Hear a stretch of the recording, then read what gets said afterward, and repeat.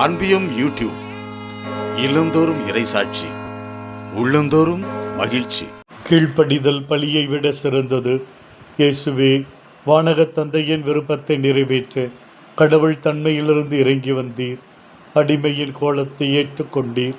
சிலுவை சாவு வரை நீர் கீழ்ப்படிந்தீர். தாய் மரியா, இதோ உமது அடிமை என்று தன்னையே அர்ப்பணித்து அவர் கீழ்ப்படிந்தார். தம் மனைவி மரியாவை ஏற்றுக்கொண்டு சூசை கீழ்ப்படிந்தார். ஞானிகள் ஆண்டவரின் வார்த்தைக்கு கீழ்ப்படிந்து வேறு வழியாக தங்கள் நாடு திரும்பினார்கள். என் பின்னே வாருங்கள். மீனவர்கள் அனைத்தையும் இழந்து உம்மை பின் சென்றார்கள்.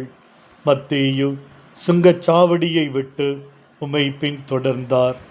சக்கேயு மது வார்த்தைக்கு கீழ்ப்படிந்து 4 மடங்காக உடைமையில் பாதியையும் ஏழைகளுக்கு கொடுக்கிறார்.